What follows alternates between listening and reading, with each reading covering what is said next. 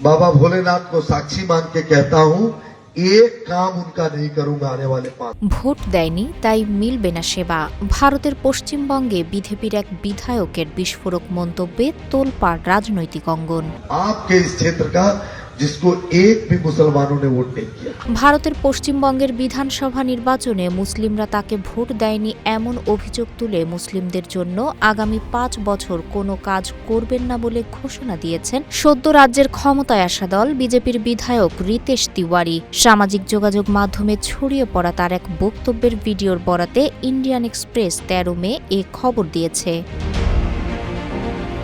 প্রতিবেদনে বলা হয়, একটি ভিডিওতে কলকাতার কাশীপুর বেলগাছিয়া আসন থেকে নির্বাচিত বিধায়ক রিতেশকে সদ্য সমাপ্ত বিধানসভা নির্বাচন নিয়ে কথা বলতে দেখা যায়। এতে তিনি বলেন, আমি বাবা ভোলেনাথকে সাক্ষী রেখে বলছি, আগামী 5 বছরে মুসলিমদের জন্য কোনো কাজ করব না, তাদের জন্য কোনো সনদও দেব না। আমার জীবন এগিয়ে চলেছে অন্যদের দেওয়া একটি সনদের ওপর ভিত্তি করে। অন্যরা কি ভাবছে বা বলছে তা আমার কাছে গুরুত্বপূর্ণ নয়। এ বিষয়ে জানতে চাইলে এ বক্তব্য তারই বলে তুলে ধরেন তিনি। তবে সমালোচনার মুখেও নিজের অবস্থান থেকে সরে আসেননি রিতেশ তিওয়ারি। তিনি যা বলেছেন তার সপক্ষে থাকার কথাও বলেন তিনি।